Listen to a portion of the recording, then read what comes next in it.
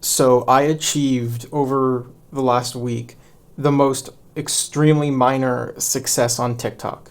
Like I got like 2,000 likes on something, which for me is the ultimate victory. So what I'm saying is that was the greatest moment of my entire life.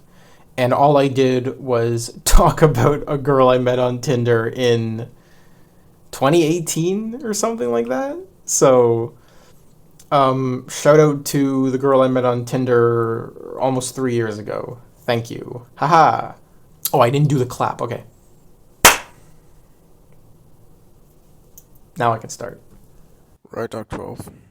So, I don't know why this happened. I can't speak to why this happened. But I sort of fell down a rabbit hole of watching like post-apocalyptic nuclear war movies.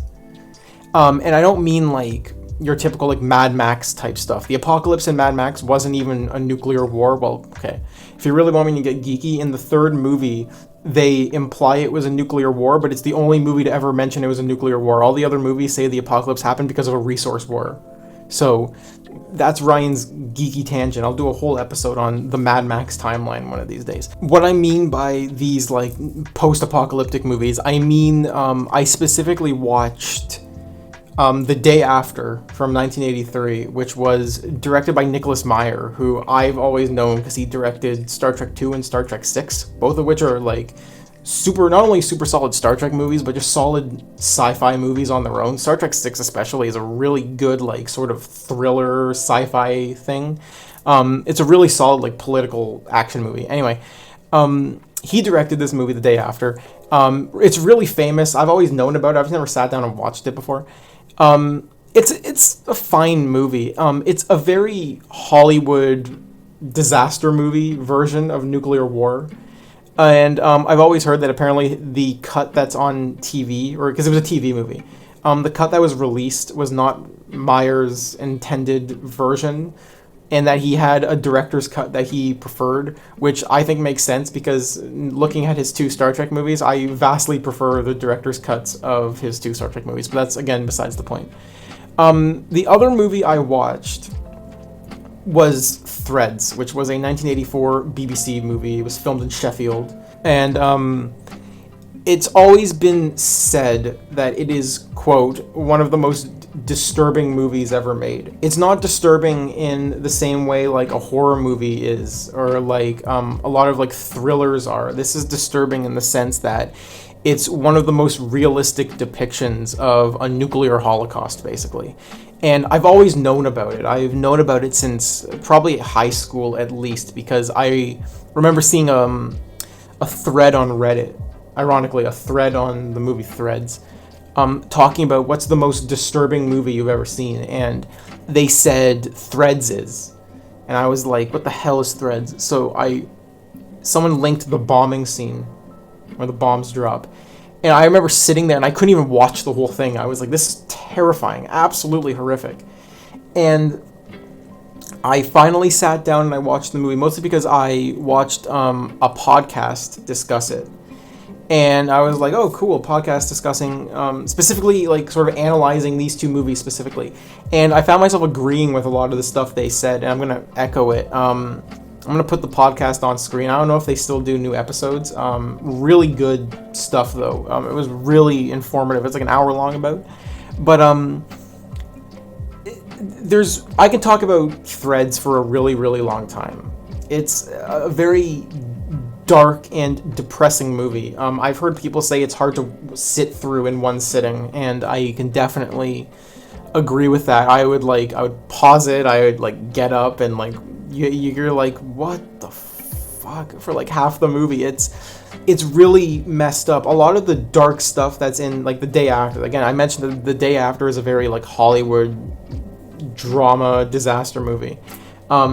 With a significantly higher budget, and it definitely feels like a movie like Earthquake. I think Earthquake's actually a super solid way of super solid movie of comparing it to, but it's along those lines. Threads is not like that. In the podcast, and it's a great comparison. They compare it to The Exorcist in the way that the original Exorcist was very much, it was shot in a very realistic, gritty style. It felt almost documentary-like, and Threads does that too, except it's not a young girl getting possessed by, my guy Pazuzu. It's something that at the time was relatively in the public conscience. It's really disturbing. There's a reason I put like a sort of trigger warning at the front of this. There's a lot of death, a lot of really scary destruction, and it does not shy away from the darker aspects of a nuclear apocalypse. How do I put this delicately? There are multiple dead baby scenes in the movie. And I never thought I would say that sentence. It's fucking horrific. It is absolutely brutal. Like, it really like hits you in the head and stuff.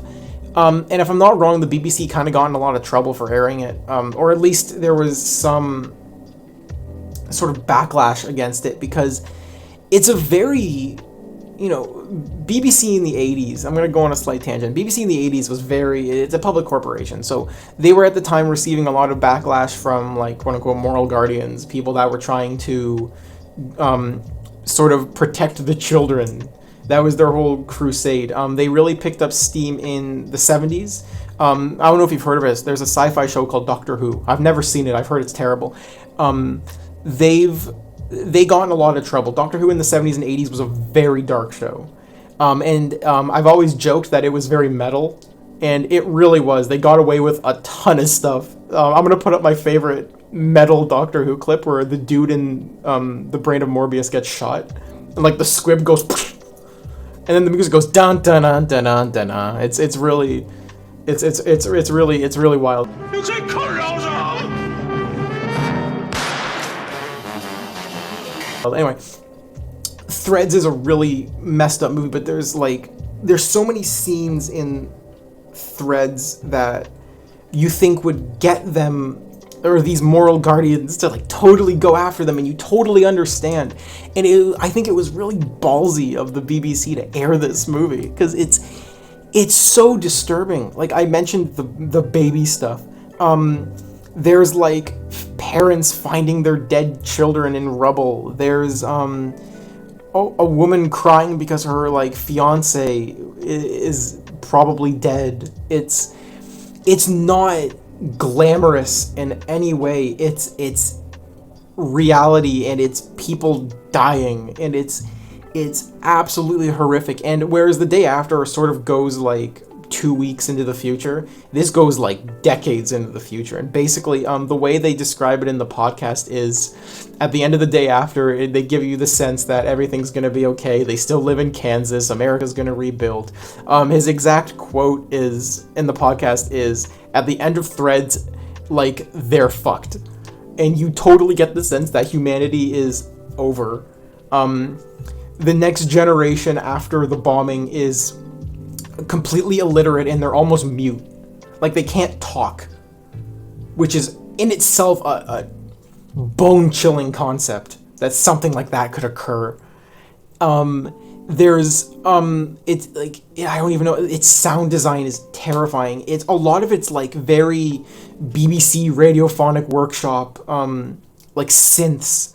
And speaking of the synths, I think one of the most disturbing scenes in the movie, and I've heard several people say that they agree it's the most disturbing scene in the movie. It's not one of gore, it's not one of violence, it's not one of death. There's a scene where two of the characters, they're due to get married. They're like remodeling a room in their house, and they're like taking wallpaper off the wall with like a chisel, like sort of like a plaster thing, whatever.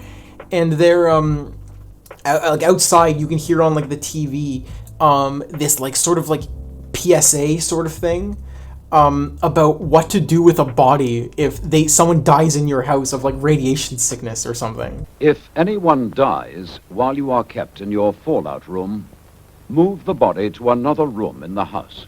If, however, you have had a body in the house for more than 5 days, and if it is safe to go outside, then you should bury the body for the time being in a trench or cover it with earth and mark the spot of the burial. like the woman, the fiance, just like breaks down crying. It's a bleak, depressing movie, but the thing that really sticks out to me about that scene, and again, it's echoed all over the place, and I really went in and researched this after, those those like PSAs were real, and they just put them in the movie, I assume because the BBC had access to them. Like, they just had them chilling there in case that if anything were to happen, they would air those on TV like several days before like the assumed impending attack. And it's terrifying, and you can find them on YouTube, and it goes into like how to build a fallout shelter in your house, how to, you know, prepare your family for staying in here, and then it sort of like escalates. It starts out with like, what is a nuclear bomb? What is nuclear fallout? How to prepare your home? And over the hour worth of PSAs, it like slowly goes to what to prepare, what to bring in, how to know when it's safe to leave your house, and then it eventually sort of climaxes with what to do with a body if someone dies in your house, which is what they watch in the movie, or at least listen to in the movie. And it's terrifying. It's horrific, and I can't stand it. It is... At the end of the PSA, they play this absolutely, like, spine-tingling, disturbing, like, synth noise.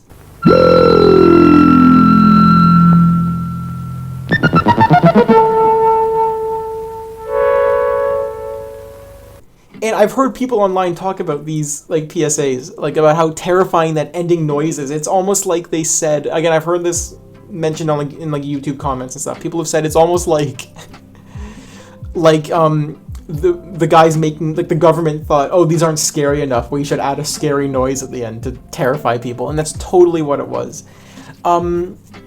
Threads is a messed up movie. It's an excellent movie. Not just in terms of its like sort of like themes and the plot and the acting, it's also just shot really well. It's directed really well. The guy that directed it went on to direct like that Temple Grandin HBO movie, and I saw that movie when I was really young, and I was like, what the fuck? Like, what? He made this movie? It's terrifying. Like, it's really messed up. I really recommend it. It was shot on 16mm film, so it's like this grainy, broken image. It's really well done. It's probably one of the best things quality-wise I've seen in a very long time, if not ever. I have no desire to watch it again. It's horrific, and it actually really bothered me for several days after. The day after. That's funny. If you want to watch a more like not romanticized, but more like Hollywood style, The Day After is probably a really good bet. There's actually, you know, The Day After doesn't even feel like a TV movie, but that's besides the point. It feels more like a theatrical release. But Nicholas Meyer was very good about doing that. Okay, anyway, I'm getting into like talking about directors now. Yeah, I really recommend it. Not for the faint of heart. It's a really messed up movie. Those PSAs are all on YouTube, and they're absolutely terrifying. I've spent like the last like couple days like slowly getting through them, and they're really messed up. Yeah, it's really bad. Nuclear war is bad. I hope we never have to experience it. And if you do, for some morbid, horrible reason, want to experience the apocalypse, the Fallout games go on sale on Steam relatively frequently, and I still play those after 10 years. So, yeah, really good modding scene for those. I recommend the PC versions. Thank you very much. Okay, thank you for watching me talk about the most disturbing movie I've seen in a very long time. One thing that's really weird about that movie is one of the characters in it is like a father, and he goes through a lot in the movie. I won't spoil what he sees and what happens to him. It's legitimately heartbreaking and tear-jerking, the horrible things that happens to him. But what really messed me up is that guy who plays the father voiced K9 in Doctor Who in the 70s. And every time he's on screen, he's like bawling at the world ending, and I'm just like, ha, affirmative. That's the thing K9 says. That's really cool. I really like Doctor Who. Anyway, I've got a lot of like followers on different social medias lately through that really stupid TikTok video I made. So if you happen to find this video and you're watching it, thank you. Please subscribe to us. We do more than just me talking. We make movies and stuff. We're all filmmakers on here, so please watch our stuff. We're really proud of the work we do. Follow me on Twitter and Instagram, and I guess TikTok now. It's all there. Please enjoy yourselves.